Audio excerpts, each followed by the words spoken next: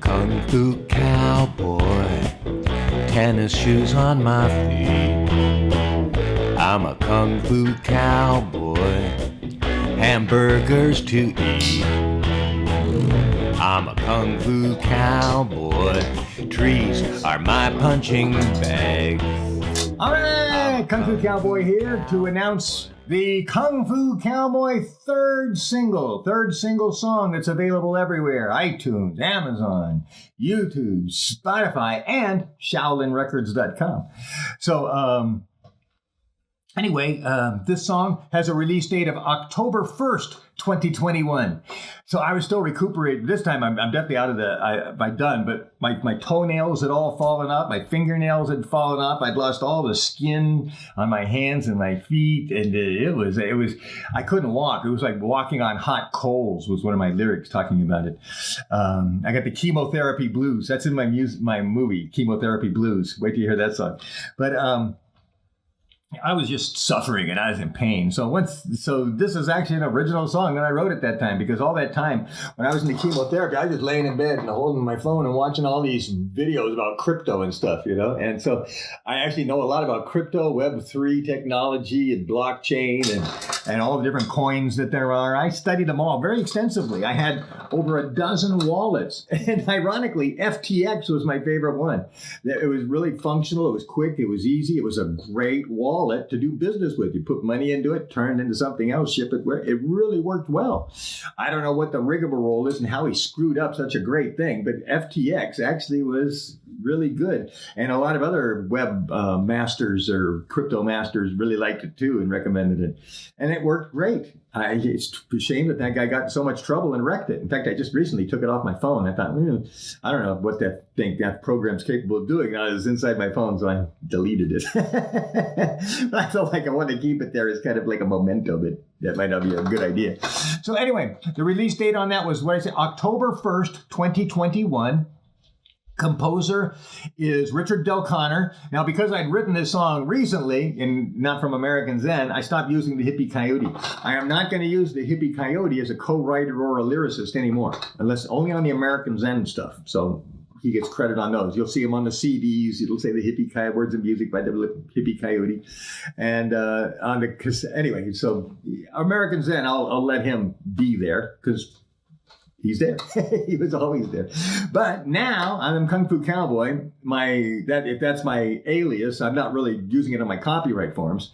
I'm the artist Kung Fu Cowboy, but as the songwriter, I'm Richard Del Conner. Just keep it simple. Same with the lyricist. I'm Richard Del Conner. Label Shaolin Records. Go to ShaolinRecords.com. That's my website. I'm Shaolin Records. Give me some business. Buy something. Help me.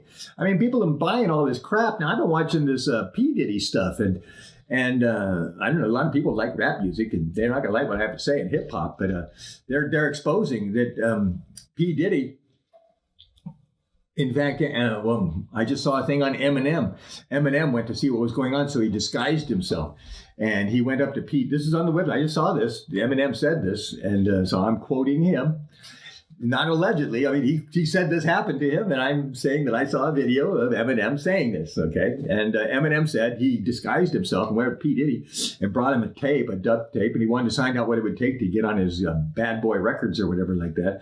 And evidently, P. Diddy said, "I don't care about your music or your talent. It's how well you suck my thing." That's what he told Eminem. So then Eminem exposed himself, and he said P. Diddy ran away. So that was it. I mean, okay. So the point being, now what does that mean? Okay. What that means is P. Diddy, as many of the people in his label have been saying now, I've watched dozens of hours of videos now, and these guys are, I don't know, maybe couple dozen. But anyway, the people said that the concept of Bad Boy Records, not necessarily all the hip hop labels, but this one particular one that P. Diddy wanted to control, supposedly, this is the way I understand it. If I'm wrong, I'm right, but this is where I understand it now. He would sign some people with talent, but even them, he didn't want them to go too far or too high. And I heard his own people in his record company talk about that. But he wanted to sign people who could not be successful without him. He didn't want people that were so talented that they would leave his label and go somewhere else. He wanted them to be not just indebted to him, but reliant on him to supply him the beats, to supply him with the production, to supply him with the whatever it is. He was supplying them to make them stars. So he didn't want them to be independently successful or like me. You know, he wanted people that were dependent on him. So evidently talent was not an issue. And it's really disgusting. And I used to say, man, I don't see the talent here. And I never expected to be proven like this. I thought they were just being lucky, you know, and had a very lack of discretion audience, which is kind of true. You should hear the what they call their audience. I'm serious. They got some pretty derogatory names for the people who actually like their hip hop music. Not me talking about them. They're the people who make the hip hop music talking about their audience. So it's kind of like the Trump audience, I figure. So there's the white audience that likes somebody like Trump. They look for power and money, and they don't care about the morality. And evidently that's true in the hip hop. They like the power and the money, but don't care about the morality. That's why they even appreciate the gang violence. Oh, so anyway, I thought that was horrible. In fact, how many minutes? Oh, it hasn't been that long. Okay, I heard another story which was very interesting, and it's really sad to think this is true. It's kind of proved the proof is in the pudding. It actually accidentally turned out this way, even if it wasn't true. But anyway, you can find this. I've kind of earmarked the videos and sent them off to some of my friends. But anyway, so I don't know all the names and stuff of these people. I really don't. I've never listened to a whole hip hop record. I've barely heard maybe even one song. So I'm not a hip hop expert. I'm just figuring. In fact, that was one of the reasons I'm watching all these videos, because I don't know who any of these people are. I don't know who any of the girls are. I don't know who any of the guys are. I only knew about the East-West thing because I got that movie, Fresh Out of Compton or whatever it is, you know, so that gave me some insight. But I'm still ignorant, totally ignorant, willing to say that. Have to say that. It's true. But this one guy said they brought in some hip hop artists, and they brought him into this record company meeting. And there was a couple of guys in the meeting who never distinguished or said who they were, and they never spoke or anything. And the record executive said that they're looking for some influencers. They wanted hip hop influencers. And they said that they wanted these people to be the groomers. I don't know if they used that word back then, but the groomers for these artists, for other hip hop artists, so that they could basically promote gang culture. In other words, we could say that this is the CIA or the FBI or whatever they are. Well, actually, I don't think it was either. I'll tell you who it is. You're going to tell you this conversation. What they wanted basically to eliminate a lot of the gang culture by promoting it. But, well, no, that wasn't about eliminating. Scratch that. It actually wasn't. I'm sorry. I was being too generous. The whole idea was to promote hip-hop culture, get black people to commit crimes, arrest the people who commit the crimes, put them in jails, and then these people in this meeting owned the jails. They were privately owned corporate prisons, which exist now, and they're a totally horrible scam. I've heard lots of stories over the years about them, and they're not run well. I'm not to say that federal or state prisons are run that well either, but if they're in the private citizens' hands, then it's all just about money. How do we cut corners? There's no compliance. So anyway, they built all these corporate prisons, and they wanted to put well, I don't know. I'm not trying to be racist or anything, but they said these were black hip hop artists. They wanted to put black people in these jails. So there could have been some background political things going on here too. So anyway, the point being is, one of these guys stuck around. He said several people left, and there was no problem. They let them leave. And then the people that stayed there had to sign these contracts and non-disclosure agreements. And then these two guys who were totally quiet picked up the contracts and left. Boom. That was it. They were just like attorneys or whatever they were. They never even talked during the meeting. So then this guy started talking. He says, well, and then he finally got all the answers. And he said that the guy was offering him, he says, you guys are going to get a special thing where you're going to buy into these prisons, and you hip hop artists are going to make money, royalties off the black people that are incarcerated, is a nice way to say it, put in prison. And they're going to make a profit off of them because the government then pays them a certain amount of money to keep them in those prisons because the government doesn't have enough prisons for everybody. And so, especially when all these bogus crimes like marijuana and stuff, there's not enough room for prisons for all the people who smoke marijuana. But anyway, that was the idea. They could just bust them for marijuana and put them in jail. And so that was the thing. They wanted to create a hip hop industry to promote gang lifestyles and drug use and violence. So then they could go out and arrest these people who were the audience and the record buyers and put them in jail. And then they'd make money off of them being in jail. And that was the foundation of hip hop music, was to actually put people in jail. So anyway, that was an interesting story too. Sorry to share these stories. I'm not the one who's telling these stories, but I've seen the people talking about it who are the first hand. This guy was there in the meeting. So he said this happened and he was there. It's not like, oh, it happened to a friend, he told me. No, that's the guy who was there. So that's why that's the only reason I'm sharing that story. And the same with the Eminem. If somebody said that Eminem did it, that'd be different. But Eminem said he did it. So, okay, I'll believe him. So anyway, I like first person stories, obviously, because people are never going to quote me correctly either. So if you want to know the answer to something, ask me. I'll tell you that story. Okay. So anyway, how'd I give off on that? Well, I'm there and I'm suffering from chemotherapy and radiation. All my skin's falling off. It's hard to eat. I'm sick, I'm miserable, and in pain, and but I knew it was the right thing to do. I'm cancer free almost 3 years now, and so it was worth it. I have no complaints other than the fact that, gotta admit it, the truth is I was miserable. I wouldn't call my family except for those periods of the time when I felt good. So I really gave a good impression of how I dealt with it. And I did. I dealt with it really good. And when I call my family and let them know how I was doing, I'd do it when I felt good, not when I felt really miserable. So I could kind of put on a cheerful face, and I held it up. I'm a man. I'm actually, I don't know, what do they call me, old style? I'm chivalrous. Chivalry's dead, of course. During the 70s, oh man, I got cursed at by so many women for opening doors back when the women's rights thing was going on. And I was supporting it, but does chivalry have to go with it? Can a woman, anyway, they wanted their total independence, and they didn't want to be set, by saying, oh, can I open this door for you because you're too weak? So women were totally against opening doors and all those courtesies. So I kind of tried to get out of it. And to some extent, I still didn't. I just said, I'm going to be chivalrous whether they like it or not. That ended up being my final attitude, especially after the 70s when that kind of wore off and women stopped cussing at me for opening doors. It wasn't so... It was more amenable. I could feel better about it. Maybe more thank yous. But yeah, there was a decade there where, you open a door for a woman and she'd cuss you out, or, say, you just get all hostile. Yeah, you couldn't imagine that. You haven't seen it since, fortunately. But okay. But anyway, okay, so I'm watching all these things. I'm getting all educated. I'm getting close to my 15-minute mark. I'm experimenting. I've got 12 wallets. I understand crypto. I actually started making NFTs by the end of that year. I had made, I made 2,400 individual NFTs just sitting there in Photoshop for like 3 months. I just sit there pumping out these things. So I made each one totally different. And what I did, it's a cool story, but we'll get to that later. Okay, making those NFTs. So Dogecoin. So anyway, I bought into Dogecoin, and I came to realize that was back when Elon Musk was kind of semi-promoting it. And before he went on Saturday Night Live and then called it a joke coin. Up to that point on Saturday Night Live, he was supporting and promoting it. And then when he did that it's never kind of gotten any farther. He really kind of nailed it, put a nail in the coffin. But the point is that I said Dogecoin is going to fail until you do two things with it.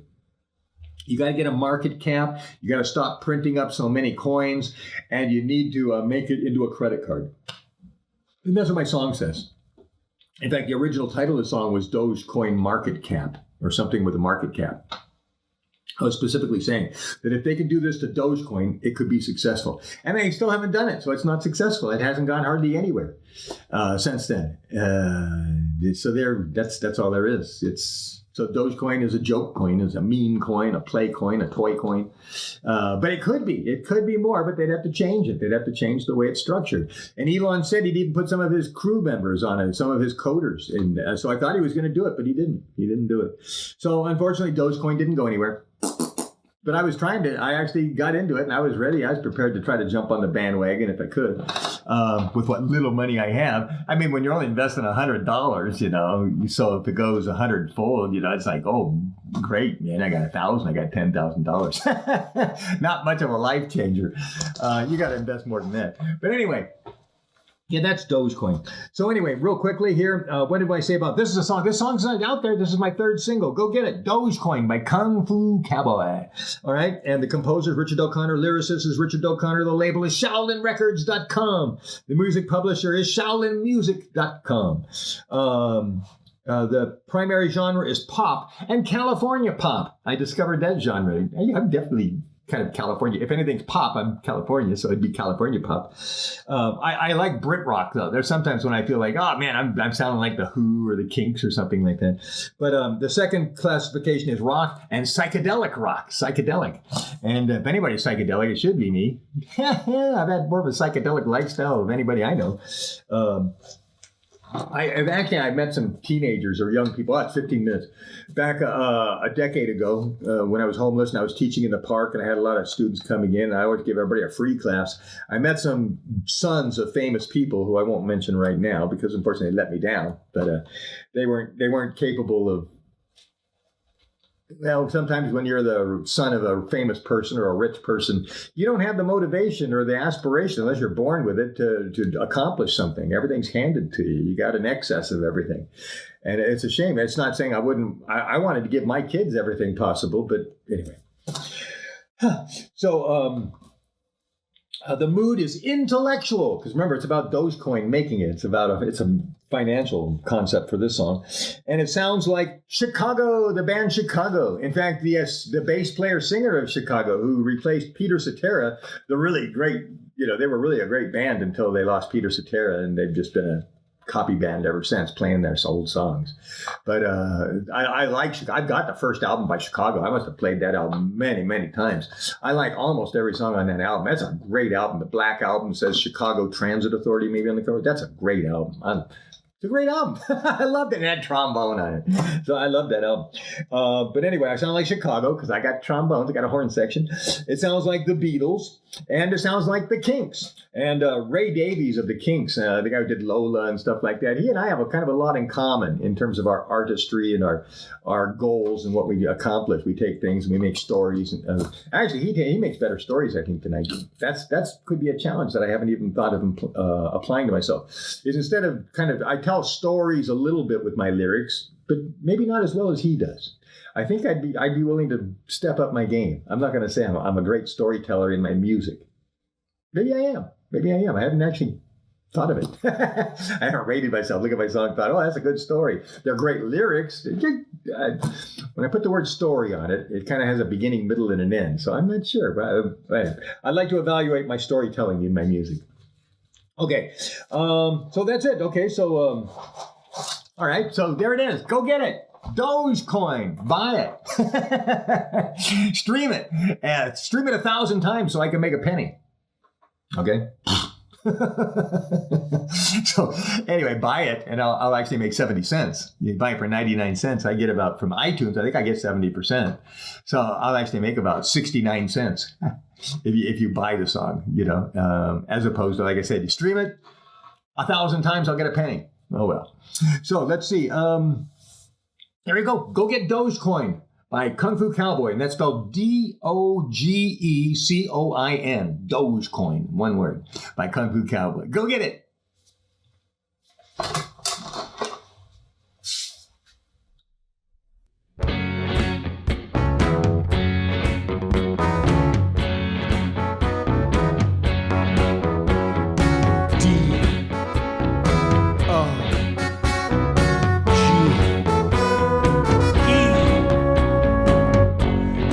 Me some Dogecoin.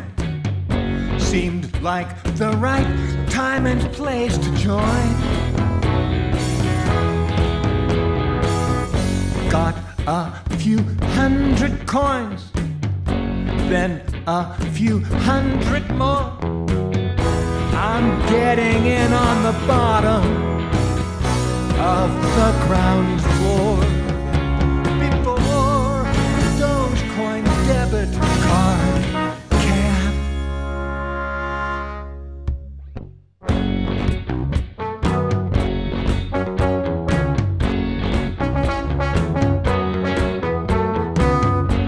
It appears like Bitcoin did.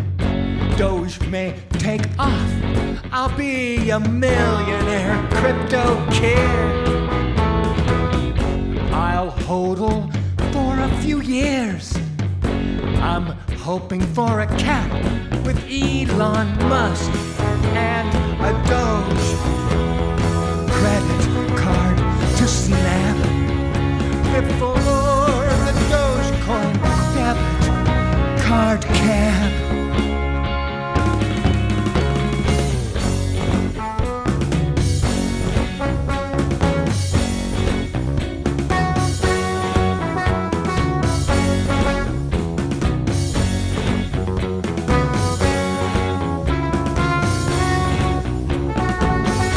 Dogecoin has an excited community. Together they may set the world free, using crypto as an asset and purchasing 2 kindergarten kids will be spending Dogecoin at school.